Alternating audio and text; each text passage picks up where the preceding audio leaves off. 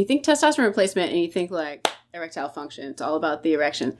It's not. It's a sketch comedy podcast show. Welcome to Sketch Comedy Podcast Show, the one-of-a-kind show where I, Stuart Rice, invite interesting people to have intriguing conversations and then improvise a comedy sketch based on what was talked about. Visit sketchcomedypodcastshow.com to subscribe, get links, buy merchandise, and even apply to be on the show. Enjoy the show. We enjoyed making it. Thank you so much for listening. This is very likely the most important episode of Sketch Comedy Podcast Show I have ever produced, bar none. I invite my friend Marnie Loomis ND to the show, and she talks to me about her passion, testosterone, men's health, and, of course, penises. Guys, you're going to want to listen to this show because whether or not you're having issues in the bedroom or not, this information might be able to help you with depression, loss of energy, and your overall health. And ladies, you're going to want to listen to this show because if you've had any situation that made you feel uncomfortable, unwanted, or even possibly rejected, it is not the case, and Marnie speaks about that as well. Why is this so important? Because I learned so much about how hormones in our body can regulate sex drive, energy levels, and our overall health, and then found out that most doctors don't know what the right level should be. That's right, your doctor might be looking at your chart and think that a level of 100 is good because it's in the range, but might be up to 600% below where it should be. Marnie. Stuart. I've known you for a while. Yeah. Yeah. I've got a question for you, though. Okay. Sure. What makes you interesting? Most recently? Yeah, most recently. Let's stick to most recently. I love to salsa dance, so that's interesting. Salsa dance is cool. I won't do it. I'm terrible at dancing. That surprises me. I can't cut. I cut rugs. That's the problem. There's not even a rug on the floor. I cut it because I'm that bad of a dancer. So literal. I should probably stop carrying razor blades in my shoe. That would be... It's for safety, though, just in case. Safety to not wear it. Lately... I'm interested in myself. I loved working with men and men's hormones, and I was working in a clinic where they did testosterone replacement, and I worked with like all male patients for quite a while. Then they started seeing female patients too, and that was great. But yeah, I'm very comfortable, and you know this, like I'm very comfortable talking about all kinds of topics. Like I'm really a non-judgmental person in general, and that extends to men and men's health and erectile function. And there we go. There's the kicker. Yes. Yeah. Erectile dysfunction. Like that's kind of like a passion of yours right now. Yeah, totally. Okay. Yeah, in general. And testosterone in general. Because you know what? Testosterone, you think testosterone replacement and you think like erectile function. It's all about the erection. It's not. That's like the third. Like it's really, it gets all the press, but the tissues in your body, like the male body that uses the most testosterone is your brain and your skeletal muscles. You know, the muscles that like move your body and help you do things. And your brain, you're thinking. Okay, so this is mind blowing to me. And we had this conversation last week or a week before. Yeah, a couple weeks ago. And it was like, what? Yeah. I learned so much. Yeah. Now, you are an actual honest to God doctor. Yep. Right? You're PhD. No, ND, naturopathic doctor. Oh, naturopathic doctor. Yeah, I have a doctorate. Right. You have a doctorate. But naturopathic, so you really focus on the body kind of fixing itself. Yeah, and from a technical standpoint, in Oregon, we're considered primary care. So I've got a license to practice. Insurance covers our services. I've got a DEA license, so I can prescribe like controlled substances like testosterone. So, all right. Yeah. Well, good. So, all right. Yada, yada, yada, doctor. Yeah. Great. Let's talk about penises. Yeah. Because that's, honestly, it's usually on every guy's mind. I'm a guy, believe it or not. Yeah. Not my doctor. Not Stuart's. That could not happen. But we have talked about penises, and I did not realize how much was involved with penises that I didn't realize. And I've got one. For God's sake, I've got one of these things. Yeah. I don't even know how it works. Well, I know how it works. You know what I'm saying? But let's talk about it. So there is... Well, it's penises and everything else testosterone does for your body. Like, it is It's a real basic thing that allows most of your body to work properly. Now, most people think about testosterone as, that's that thing when you're in high school. And that's what makes high school kids horn dogs. And they want to go work out and sweaty and stinky and grow hair. Puberty is fun, isn't it? Yeah. So graceful. Eventually, I'm going to go through it. It'll be great. I'm like a baby down there. No, I'm just kidding. I've got hair. No, don't just tell my. Like you can just talk to my bathroom sink. Anyway, it's a weird tangent. Where did you go? So tell us about why. So you kind of touched on why is testosterone so important in males? Like, let's talk about it. Well, it's and it's not just testosterone. So testosterone's important. And you need to have enough so that your brain's able to function. So you're able to think, make decisions. If you start getting lower and lower testosterone or like lower than ideal levels for you, then common symptoms are you can get this like low level anxiety where you just things worry you. You get worried about things where you didn't before. Are you okay?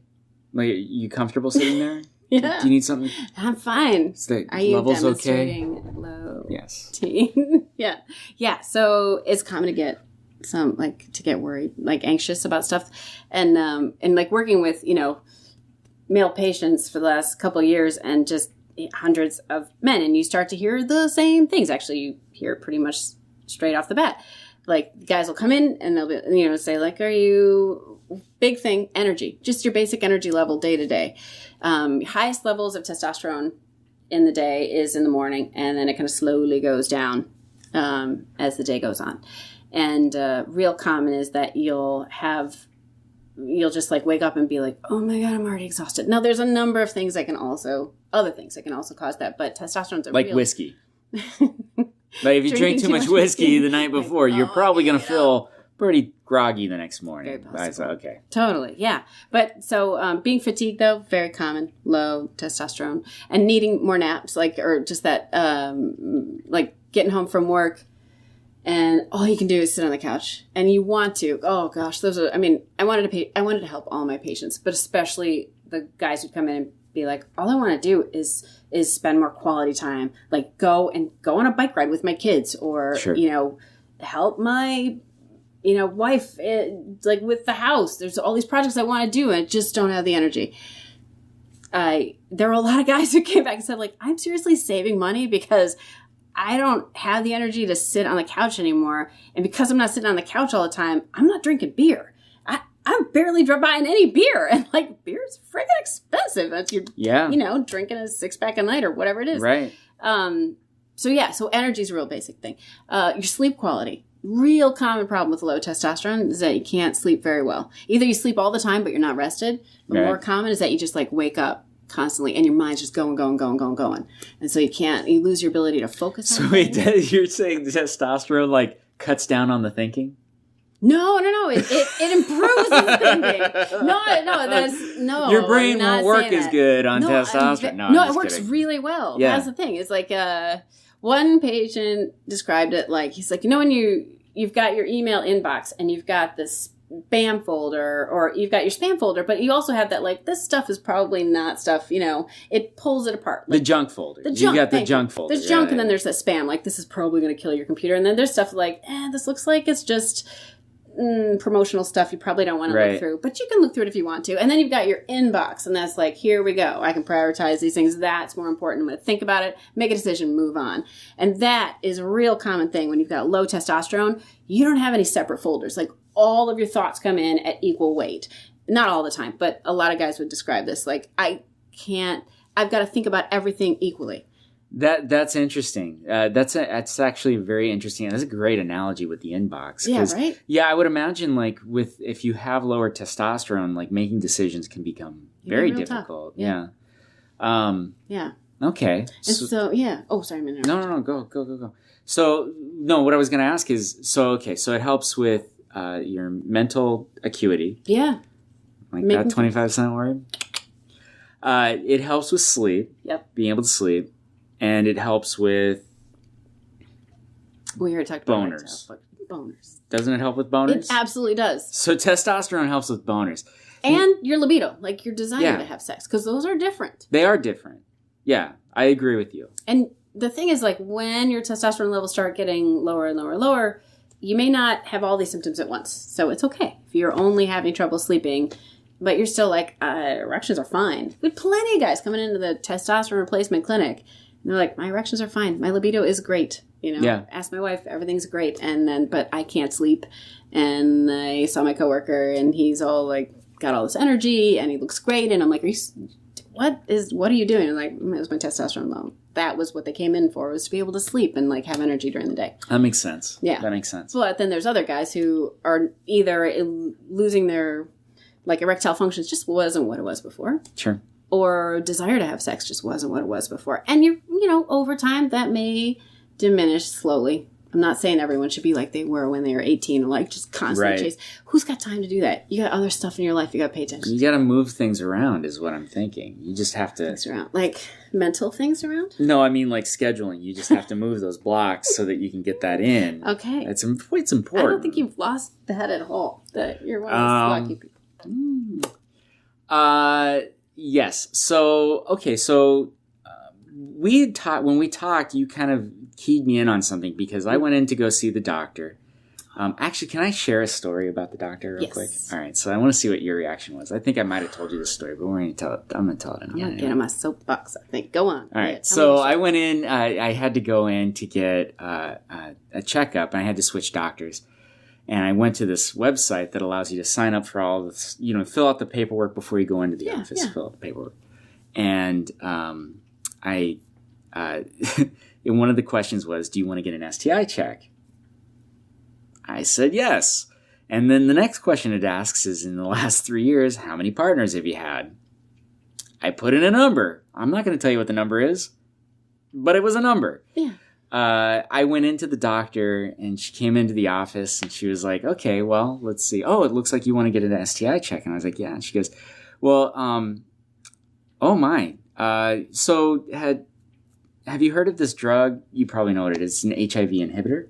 Uh-huh. Okay, so she's like, we have this drug. It's an HIV inhibitor. It'll help prevent the transmission of AIDS. And I was like, oh, well, that's a thing that exists. And she was like, yeah, it totally exists. And I was like, well, that's amazing. Like, I heard of you using that prophylactically for people who have a lot of partners. Go on, tell me more. All right, I'm thinking. So I was like, of course I'm interested, because sure. And she was like, okay. And I was like, but it sounds like that would be in a really expensive drug. And she goes, yeah, it kind of is. And I was like, well, I mean, is insurance going to cover that? Because I'm not going to pay for that out of pocket.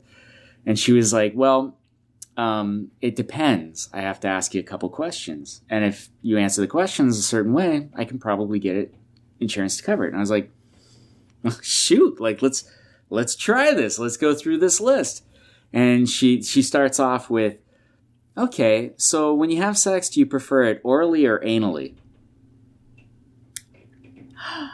She just assumed your sexual orientation because of your number of partners? I figured it was because I was dressed so well, but yes, based on how many partners I had, she thought I was gay. And I was like, it's not that. It was so weird. It was just like, as a doctor, like, that was just such a weird thing to have a doctor just assume. She was highly embarrassed. Oh, I bet. And I was like, it's not a big deal. I don't care. But it's easy to slip into your own, like, biases and not realize that you're over there. But, oh my. that was a thing that actually, honestly, to God, happened. Interesting. Yeah. Let's get back to talking about boners, though. Yeah. So one of the things that my doctor did say, and the reason I made that segue was because I wanted to talk about my doctor. Not specifically about my doctor, but I, of course, like every other male over 40, went, hey, I'm kind of worried about testosterone. Because you get the horror stories of guys that are like, they find out they have like no testosterone and they're just a wreck. And I do suffer a little bit of depression, because I'm a comedian-ish. So it's of course, it's like, you gotta, in order to be funny, you gotta be self-deprecating, and most of the time, it's not a joke. Yeah. Anyway, so So I was starting to get concerned about things. So I asked about testosterone. She said, no, your testosterone levels are fine. And I was like, oh, okay, so they must be fine. Wait, looking at your blood work or just saying looking at my blood work? Many sexual partners, I think looking at my blood work, because we did the blood work, she said that number was fine. However, in speaking with you, I learned something new. So guys, this is going to be really important. What is a testosterone level and what numbers should people be looking at? Okay, there are different, depending on the lab that you're going to, the unit of measurement they use is going to be different. Okay, so I can't just say between this and this, because it's going to differ by lab.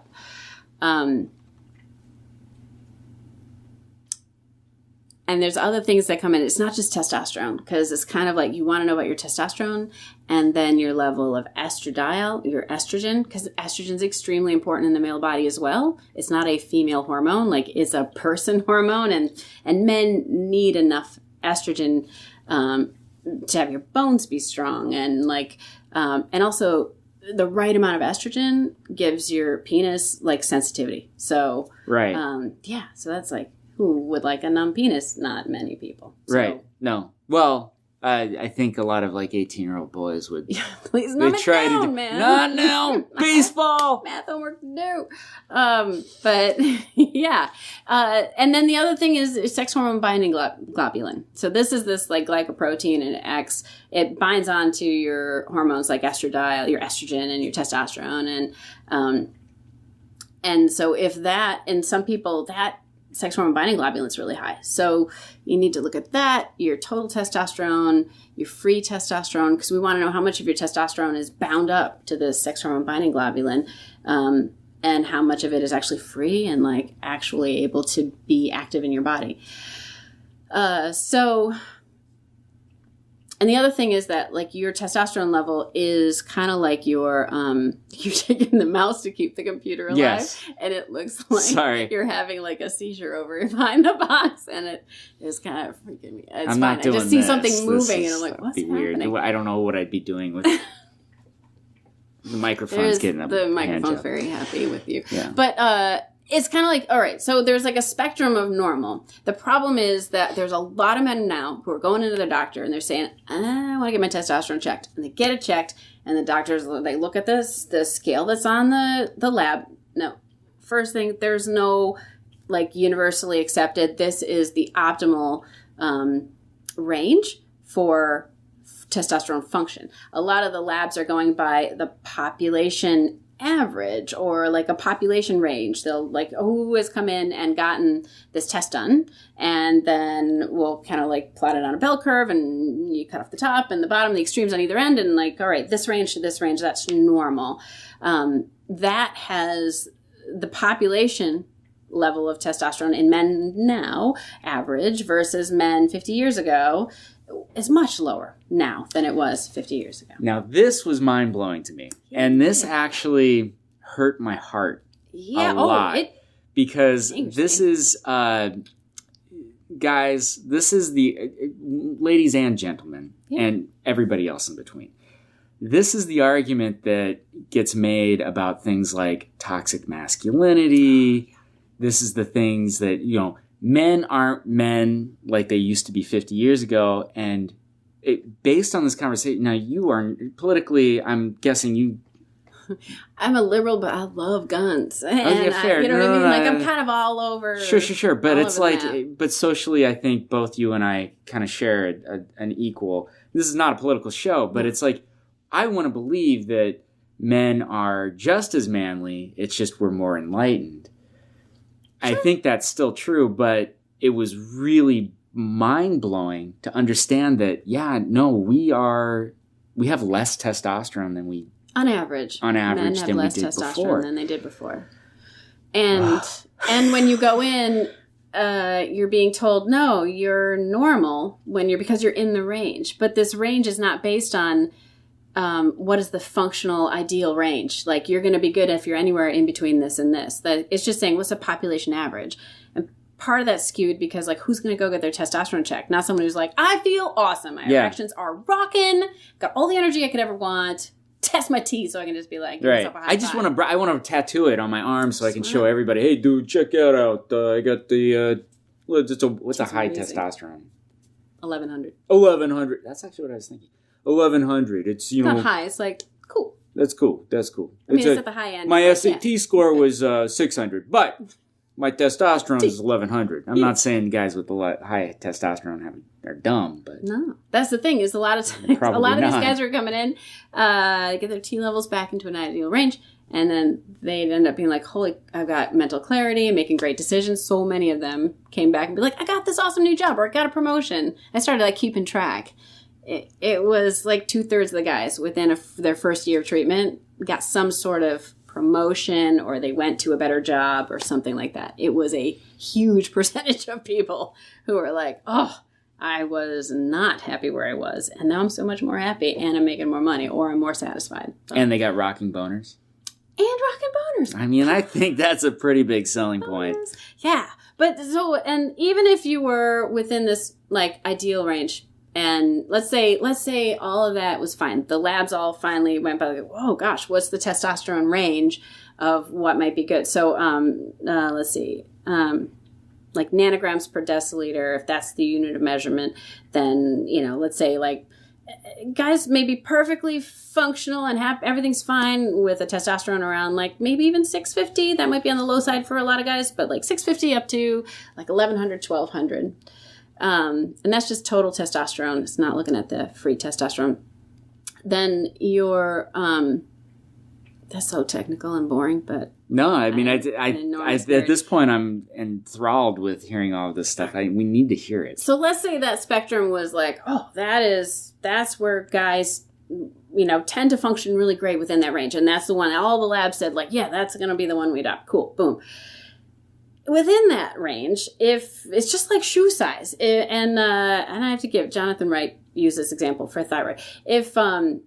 If we were all like, if let's say there's like 500 people, 500 men, and you guys all like took off your shoes and you threw them into a big pile in the center, and they like calculated. First off, good God, the smell. Yeah, that's true. But like average shoe size is probably between like what 7 and 13. Those are like average shoe size, right? Sure. And then if you come in and you show your doctor you're like, my feet hurt, I need to have these. Yeah, I'm not wearing shoes. I took them off. So if you come in and you say, my feet hurt, I think there's something wrong with my shoes, doc. And they're like, well, let's do the test and like, let's check out. And they're like, oh, your shoe sizes. So like, what size shoe do you wear? 10.5. 10.5. So if you were like, oh, doctor, my feet are hurt. I think there's something wrong with my shoes. Like the equivalent of you saying, I think my testosterone's a little low. And she looks at your shoes and she's like, oh, Stuart, these are an 8. These are an 8. You should be fine. They're totally in the normal range. Right. But I've got a 10.5 shoe You wear a size. 10.5 shoe size. But I'm trying to cram it into an 8 because that's the average. It's in that average range. And like you're totally fine. So that's what men are being told. I think that men are being gaslighted. Like can you use that word that way? Yeah, absolutely. There's a lot of gaslighting going on with American men. You're just fine. Globally. You're within, and I don't fault doctors that say this, but quite honestly, if you're being told, hey, these are the norms, this is the average, and someone falls within those, like, that's just one measurement. You're seeing cholesterol, you're seeing all these things, and you're looking at all these different numbers, and you see it's not highlighted red. Yeah. You're probably like, it's just fine. Yeah. So it's on lots of levels. The part of it is that you could have what looks like a very healthy testosterone level, but maybe yours used to be a lot higher, and it was in a healthy range. But when it was higher, that's when you felt great. Like you had the mental acuity and you could sleep well and you had great erections and everything was fine. And then now that it's gotten lower, you're into that area where like, I'm not feeling great. Even if it's in the normal range, you're not feeling great. Too often we'd have people come in and they were way down at the end of the scale. And once you start getting it low, like in the 200s, 100s, you're looking at a much higher risk of cardiovascular problems because of your low testosterone. So you're at a higher risk for heart attacks when your testosterone's low. Under 100 or 200. And what's the number one leading cause of death for men? Yeah, cardiovascular. See, this is the thing that was mind-blowing to me, is that I feel like this is an area of medicine that maybe it's because I am not in the medical field, but I don't feel like I've ever talked about this with a doctor. Probably not. And and this is something that's almost like cautionary for guys is, hey, get in there and check it out, because you might think, your doctor might even think, get those test results and take a look at them and see if the number is. That part of it's we don't know. Yeah. So you have to if you're noticing you're fatigued. Yeah, and there's a great tool. It's like a survey tool that they use, and they found it to be pretty good at kind of helping to screen out people who are very likely low androgen. It's the ADAM, so androgen deficiency in the aging male. So ADAM, and there's like Adam. And so that's a tool that researchers have used to say, like, oh, does this correlate well when, we give men this survey? It's like a 10-question survey.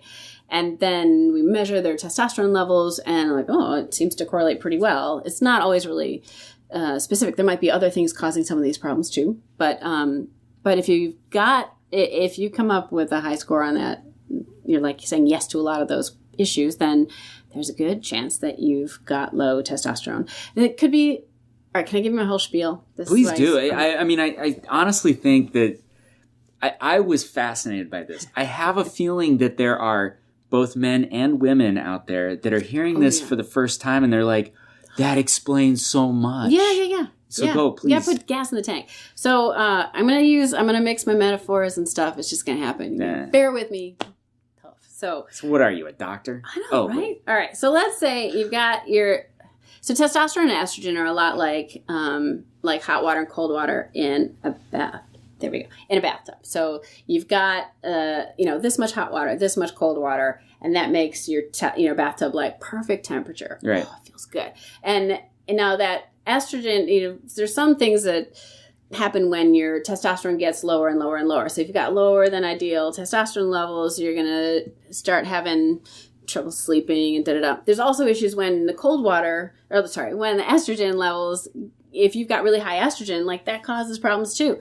Estrogen makes you bitchy. So, it does. So, but it can also make you gain more weight, retain more water. And you are a woman saying this, right? Saying it. Okay. Well, yeah, too high estrogen, when it's too high, can make you bitchy. It doesn't make everybody bitchy, No. But it tends to make you more irritable. And aggressively irritable. I swear, all the people. Anyway, that's a tangent. I don't need to go. Just steer back over here. Let me finish this little thing. Which way was I going? This way. Yeah. This sorry, way. I interrupted. That's fine. So, so back with the spiel. Testosterone and estrogen is kind of like just the perfect amount of like temperature bath water. You want this good. Part of it is how much testosterone you have. But also it's the ratio of how much testosterone to estrogen. That counts a lot too, because you need estrogen and you need testosterone, and you need them to be in a good ratio with one another. Otherwise, it doesn't feel very good. Now, estrogen, your body makes some of your estrogen directly, and like the cells in your testicles will make like testosterone. They also make some estrogen. And so you make some of your estrogen directly. The other estrogen it's converted from testosterone into estrogen. And it's like there's one enzyme, aromatase, that will convert your testosterone into estrogen.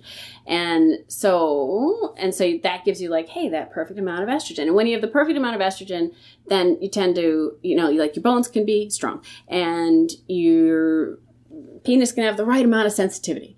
And then also if your estrogen is too low, you can get really dry and your joints get all creaky, like super creaky, like you're like, right. For men, a lot of times when your joints are all like crickety crackety and creaky, you probably have low estrogen. No joke. Interesting. Mm-hmm. And then what's another thing? And you get really dry, and there are some guys who get like a lot of skin issues when their estrogen is really low.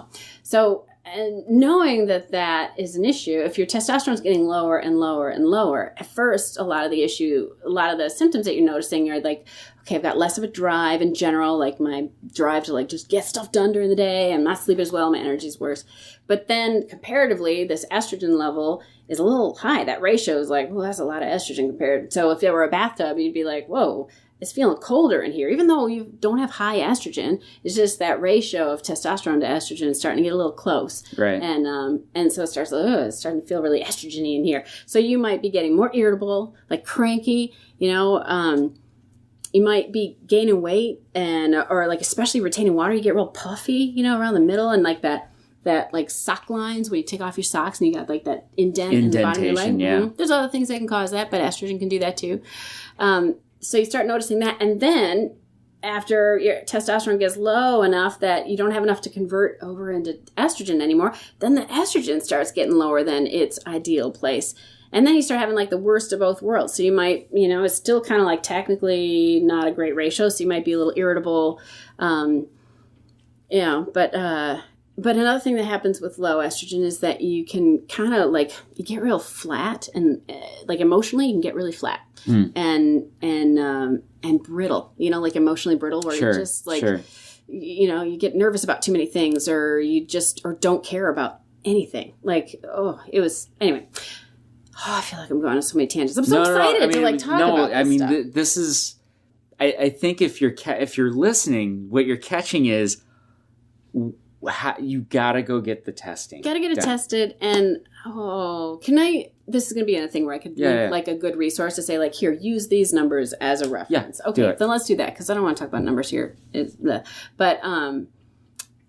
But go and get tested by someone who knows what they're doing. So many men came in and said, my doctor said my testosterone is fine. I just think something's wrong. And then you look at it and you're like, what the heck? They would be like 228 was their testosterone. And that guy, didn't feel normal. Couldn't get to sleep and then have energy in the day and just be like, hey, until his level was up like 950 or 1,000. That's a big difference. That's a huge difference. Still in normal range, but just not at the very bottom. And then, like I was saying, there's that other aspect, your sex hormone binding globulin, which is this like protective glycoprotein and acts like a bouncer in the body. So it usually starts to notice, like if this ratio of testosterone to estrogen, if you start having lower testosterone, you got more estrogen. It seems like more estrogen to testosterone, but really it's that your testosterone is getting lower and lower. A lot of times your sex hormone binding globulin is like, I want to protect you from this estrogenic effect. And it gets higher and higher and higher and higher. And that's nice in a way because it will glom onto the estrogen, but it also gloms onto the testosterone. And there's more of it, it gloms onto it. And once it's like bound onto it, it doesn't tend to be very active in your body. And so this like indiscriminate bouncer in your body is just like grabbing onto stuff and making it so it gets counted in your total testosterone. So it may look like you've got total. It looks like you've got it, but plenty, but it's all not bound up. It's not effective. Yeah. Okay. I used to tell guys it's like your finances. Like your net worth may be awesome, but you just don't have any liquid assets. So if you go to buy a burger and you're like, my investment portfolio is amazing, and they're like, it's going to be $8, and you're like, I don't know, $8. You're not going to get a burger. So so you may have plenty of testosterone, but if your sex hormone binding globulin is so high, it's making your free testosterone low, then you're in trouble. And then, okay, I know we're probably running out of time. No, we're fine.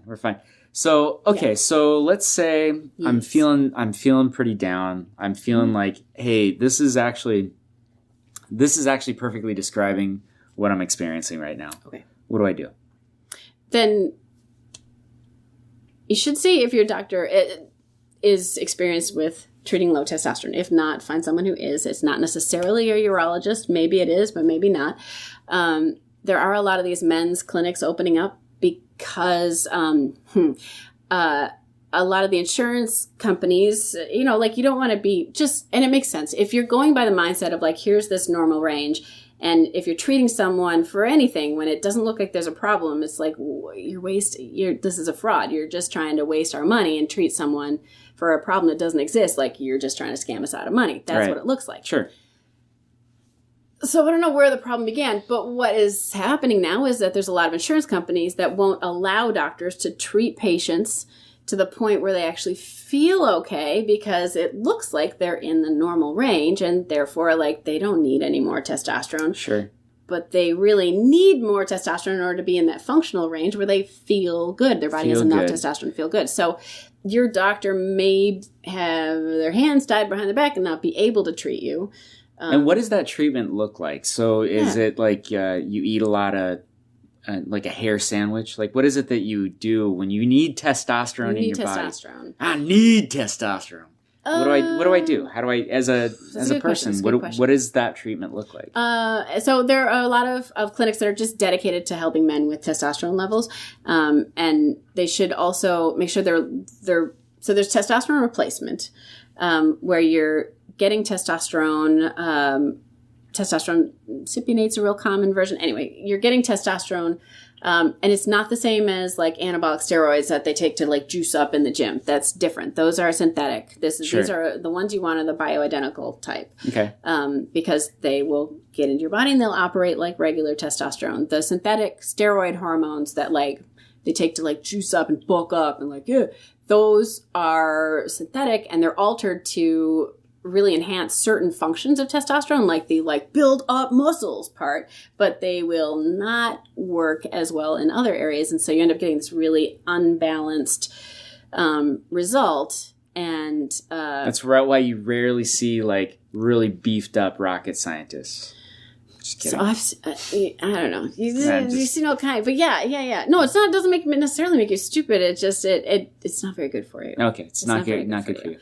Now, is this like so? When you go in for the therapy, is it like a shot? There's different forms. Yeah. Okay, so, real common way is getting the injections, and that's a good way if you've got anyone else in your household. Because like as opposed to creams, there are creams, and those are fine. Creams and gels and things, topical things. It's real easy to get those things on other people in your home or who come and visit your home. Because if you like apply the cream and then wash your hands and then dry off your hands, the cream is probably on, your stuff. So if you've got children. And you don't want a baby with like stubble. No, right? No, like, but that stuff happens. Like you're joking, but that stuff happens. Oh, Jesus. Not stubble, but like maturation of parts of bodies that shouldn't be maturing yet. Yeah, because of exposure. Your son's a tripod. Or women, who are, I had that happen to me where I had a good friend and I'd, go over and, I just happened to tend to, use the bathroom and dry my hands off on the towels that he was using to wipe his hands off after he had, and I worked in a lab and I got free testing and they were like, what the heck? How are your T levels this high? I'm like, that makes it... Topical cream? Yeah. I had zits all over the place. That's so interesting. That explained a lot, actually. Yeah. So the topical creams are possible. You don't have man hands. I just want to say she does not have man hands. Not anymore. No, I'm joking.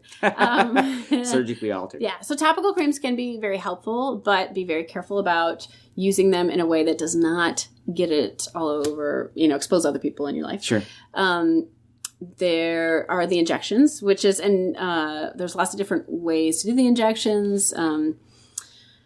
There's also the pellets, and these are like testosterone pellets. It's really testosterone in like a fatty base. They look like Pez, like small Pez, and it's a minor surgery procedure. It doesn't take very long to do, and it's they're kind of surgically embedded between your skin, like between the skin and where the skin and muscle, or the skin fat, like the subcutaneous area. Sure. So, okay. And but you have those put in, and then your body just slowly releases that testosterone over the next average of 4 months, 4 to 5 months. Sometimes it can be as few as 3 months if you're like super active and you've got like crazy circulation constantly going because you're running. Then you may need them more like 3 to 4 months rather than 4 to 5 months. But that's another option.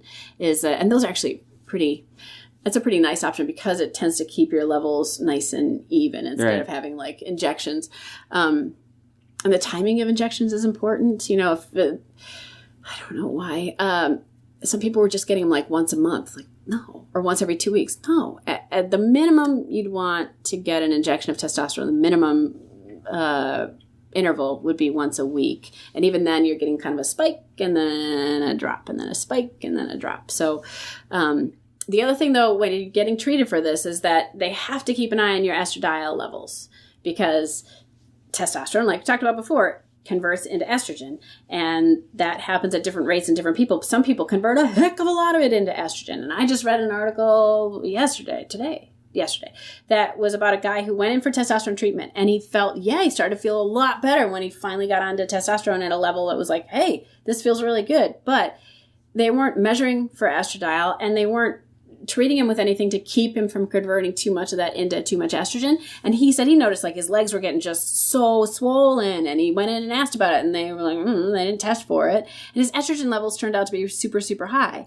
And it turned out that he was one of those rare, like 1% of people with breast cancer are men. He was a man who had breast cancer, and it was an estrogen sensitive breast cancer. Oh, and no. for him, yeah. Oh my God. For him going on this treatment, I mean, this was this article, for him going on this treatment just like fed the cancer, and they were like, thank you very much. I didn't expect to have all this estrogen in a man, but thank you. And that breast cancer like super like grew really big. So, and he's okay. He had a mastectomy, and sounds like he's okay. But yeah, no, even without the breast cancer in this aspect case, would it be being called scary, a mansectomy? Sorry, that wasn't funny. Go ahead. Keep going. Just keep talking over me. I'll just have a moment of silence for that joke. Yeah, so but even without breast cancer being a problem, I'm sorry, I should not make fun of it. It's a great joke. It was not. It was not. For all, even without breast cancer being an issue, all the other aspects, you've got to keep the testosterone estrogen ratio. So to me, the takeaway is a man, or, if you're a woman and you have a man in your life, and you start to notice lower energy, lower mental acuity. Yeah. If you have, honey, you're dumb. Well, I mean, let's face it. But Hey, where do you want to eat for dinner? It's like, I don't know. Yeah. I can't make a decision. It's like that gets irritating really quick. Right. And then the other aspect is in the bedroom, you might notice a lowered libido, which means your desire for sex is less, or your desire for sex is still very high, but the body's not cooperating. Yeah, it could be that it takes longer for you to get an erection, or when you do get an erection, it may not be as firm. Right. And then real common issue is that you're not able to achieve orgasm. So you can get firm enough to have sex, intercourse is going fine, but just can't get there. Yeah. Or when you do get there, it's not as strong as it was. And really, what's the point, guys? If we can't come, what's the point? It's frustrating for everyone involved. You know what I'm saying right here? Hey. Yeah. Whatever. But it's frustrating for everyone involved. Oh no, it is. It is definitely frustrating for everybody involved. Yeah. So any of those issues can be it, and then the other thing is it's not just the testosterone; it's also the estrogen. So it's it is a very complex thing that we simplified and probably didn't even think about. Yeah. Just 20 minutes ago. Yeah. And your doctor, even if they're like, hey, we got to pay attention to your testosterone levels, and if they check them, they're like, I think actually this is lower than, even if it's in the range, it looks like you've got all these symptoms and it's in the lower part of this, so let's give you a testosterone replacement. You really got to make sure you're seeing someone who knows how to balance all this stuff. The testosterone, and then the aromatase inhibitor, that's the one that keeps you from converting too much of your testosterone into estrogen. And then there's another thing, that your body will stop making its own testosterone once you start taking outside testosterone. It's like, oh, you got this covered. Cool. So it'll stop sending the signal from the brain to the testicles saying hey, make your testosterone. It'll be like, oh, you got it covered. I'll stop. So there's a way to maintain your testicular function. You just got to have some cover fire. Sure. And there's the hormone that's normally doing that is called luteinizing hormone, and HCG, human chorionic gonadotropin, that will also, act as that kind of a signal. So there are clinics where they will treat with that, periodically, just to help maintain a signal going to the testes, and so it'll help you maintain your testicular size and function. And so you can still produce sperm and produce your own testosterone. So you're not becoming dependent on this outside source. You still maintain how much you're making. It's just, you'll add to it. So yeah, there's a lot. There's so much to it. And I mean, we really just scratched the surface. My gosh, yeah. I'm trying to, I think I should try to convince you to make a podcast about this, because I think this would be I would love to. Incredible topic for a podcast on a weekly basis almost. I would love to. Although I think we have filled everybody's minds with testosterone and desires for good boners, but we also have to make a sketch. So it's been about that time. We're at about that time. Okay. I think. Oh yeah, gotta make a sketch. Now we gotta make a sketch. Thank you so much for listening to Sketch Comedy Podcast Show. I really hope you enjoyed it as much as we enjoyed making it. If you didn't enjoy it, I understand. And I'm just happy you're recovering from that massive head injury you suffered from. I don't ask for money. I'll take it, but I don't ask for it. However, I do ask that if you enjoyed the show, please take 1 minute and share this episode on social media or write a really quick review wherever you listen to the show. These reviews really help, and they are free to give and mean more to me than anything else.